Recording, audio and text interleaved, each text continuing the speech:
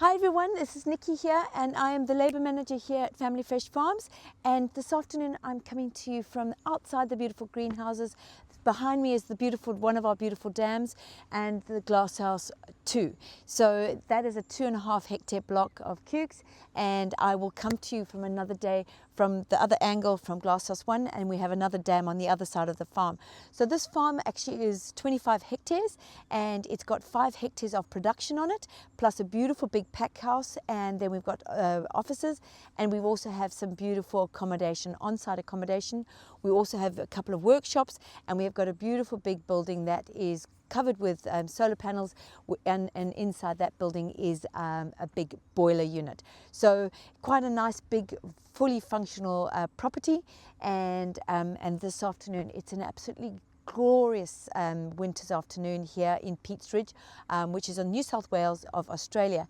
And although we're getting lower radiation, today has been a beautiful sunny day with lots of radiation, and inside those beautiful glass houses, which are covered with diffused glass, we are able to regulate the temperatures with heating. We have a biomass boiler that uses waste wood to fuel it up, and that keeps it lovely and warm under the pipe rails and the grow pipes, which keeps our cucumbers lovely and toasty. And then we also able to, especially with the good radiation, we're allowed to inject CO2 into the atmosphere to really improves the growth and the swelling of the fruit. And we've also got shade screens when it gets too sunny. But on a day like today, it's beautiful, lovely light levels, and the glass houses are an amazing place to work. So even though it's been a bit chilly in the morning and the evening, today's temperature has been just wonderful. But I'm not here just to give you a weather report. I'm here to deliver you episode 9, and this episode today is actually to explain to you what my motivation is and the inspiration is for me to do the 24 vlogs or podcasts. So for those of you who've been following along the journey, I committed to doing 24 vlogs or podcasts by the end of this year.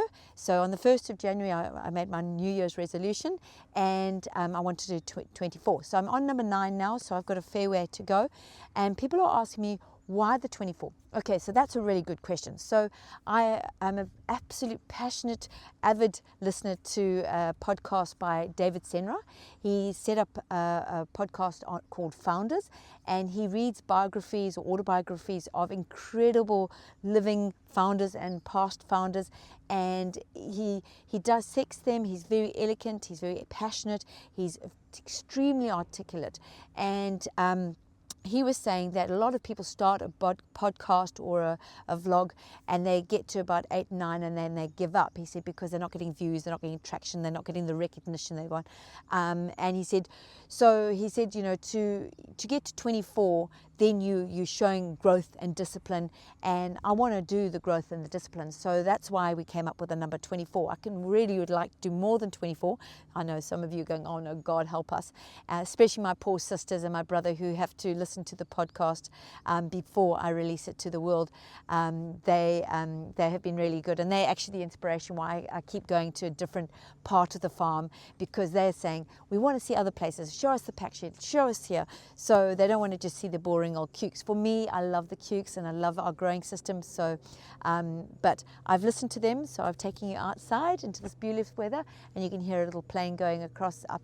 We've got like a flight path above us, so that's a little bit noisy, but other than that, we've got beautiful birds, and I'm sure there's some insects, and it's not summer, so there's no snakes around. Okay, the other thing is the why. So when I was listening to David Senra, he was like, you know, sort of like combine your curiosity with your passions, and my passions are really obviously deeply passionate about my family. I'm deeply passionate about agriculture and horticulture, especially, and vegetable growing and farming in general. I'm a very proud 2014 Nuffield Farming Scholar. If you don't know anything about Nuffield, look it up. Look it up, Australian Nuffield Farming Scholarships, or if you're overseas, look up Nuffield International. It's an amazing program, which really sheds a light, and it's upskilling and empowering farmers or primary producers. So amazing, and I've got so much gratitude to that organization. So I'm passionate about farming, I'm passionate about protected cropping. We started protected cropping in Zimbabwe in 1994. Wade and I put in some roses, 2 hectares of roses for export, and we were protected cropping there. And then we actually grew up to 6 hectares of roses for export, and then we moved to Australia due to political circumstances. We won't go into that. And we came to Australia in 2002, and we rented a little greenhouse, and then we built another greenhouse, and we've been growing in protected cropping or under greenhouses, twin skin greenhouses. And when we were very, very lucky to be employed here at Family Fresh Farms in 2018, at Family Fresh Farms under these very beautiful glasshouse facility, really state of the art. So we're very, very lucky. So I'm passionate about protected cropping. I used to be the chair of protected cropping. I was on the board for probably about 10 or 12 years, and then I was the chair of the organization. So all my passions of growing good food, and I also wanted to share positive stories about farming for primary producers and about labor, because everyone you go and your people always saying, oh, I'm really struggling, I haven't got great labor. I wanted to give some good news stories about amazing people, amazing labor force, and just shed some light on our team here. I'm so blessed. I'm the labor manager here, but I am blessed to manage this team. They are incredible, and my passion is always to help people to get to their goals. So I have this wonderful opportunity to really uplift people, give them really good training, ground them, keep them humble, and also help them achieve the goals and the things that are important to them, and to take back a better way of living, more skills, a really good outlook on life back to their family, their community, and their country. So that's really, really super dear to my heart. And so that was all the motivation, is putting all of this together, this amazing company, Family Fresh Farms, this amazing facility, growing vegetables, the mini snack Qukes. It's a wonderful, healthy snack for kids. It's good, it's healthy, it's it's just tick, tick, tick. So yes, I do have bad days, so I'm not always this, but I'm really just blessed to have an incredible opportunity to give people a hand up, not a hand out. I'm really against hands out.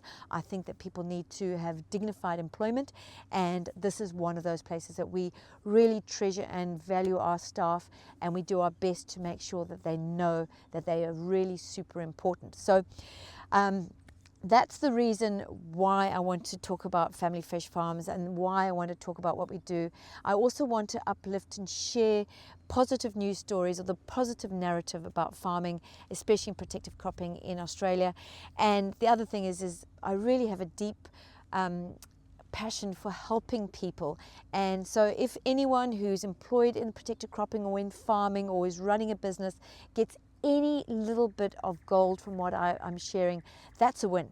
As far as I'm concerned, the 24 podcast has been a success. So sharing good news stories and giving you tips of what we do. I'm not saying that's the best way, it's just what we do. If you can get anything and learn it and implement in your business, that's fantastic. And I'm also on a continuous journey of learning as well. So if you've got tips to share with me on culture or training or labor planning or all the things that we do here, please write them down, send them in, push me on to you suggest really good podcasts or videos, because I also want to learn, and that's what I really do enjoy here. It's the continuous journey of learning and continuous improvement.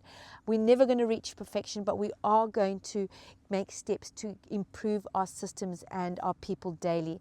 And if you always think, oh, I'm going to get there and then that's it, you forget it. You're constantly changing. There's, we've just done an audit for Fresh Care and Harps, and we did really, really well.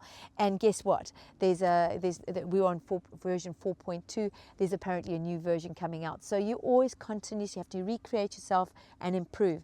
I remember going to visit a really impressive business, and he said to us, oh, the best thing that could ever happen to my business is that my competition comes and set up next door, because he said then it will really force me, it'll be a constant reminder I have to get better. So we are also always thinking about the competition. Things are going to get tighter, things are going to get more competitive. So we're trying to keep and raise the bar and raise our level of innovation or constantly, and doing it in a way that's safe, it's sustainable, and bring our people on the journey and upskill them as we improve our systems.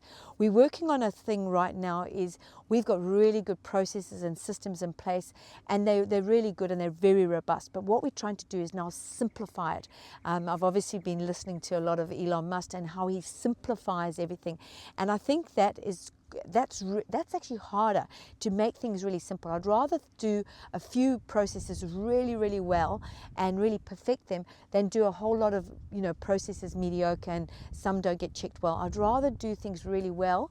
So we're trying to simplify a lot of our processes and procedures and our training, so it's really effective. I think because of the social media, people have a concentration span of about a minute. So I know these videos I do are longer than a minute, but people seem to zone out. So trying to get everything much simpler. The other thing is, I remember there's a great quote that David Senra, some famous person, said that he was writing a letter and he said, "I would have written you a shorter letter if I had had more time." So being concise, it does take time, and you've got to really master. And I remember when Twitter first came on, or X, or whatever you call it, came on, it was really trying to get your message across with 130 characters. And I think that's where we are working on at the moment. So I'm not quite there. The other motivation for me to do these vlogs or podcasts was to get my ideas. Believe it or not, I do a lot of work before I actually stand before you. I write down what I want to do and I try and put it in a logical order. But what actually happens when I get in front of the camera probably goes out the back door. But I'm trying to be better in my communication, improve my thought processes while I speak, because I'm very much of a passionate speak underwater, mouthful of marbles, and I also shoot a lot from the hip. I'd rather learn to be able to think and then speak more logically. I always joke around that I also want to be just as surprised what comes out of my mouth than anyone else's. So I'm trying to improve that. So every vlog that I do, it's like and there's someone going around with the buggy. Every blog that I do, I'm improving. It's my little reps to get better and stronger. So that's why I'm doing this. I'm hoping that there's some gold in there for you. I'm hoping that for those of you who are watching along, and thank you for watching along and for all the positive messages. I'm really grateful. It really is appreciated. But I hope you're getting something out of it. And that is episode 9. Over and out from me.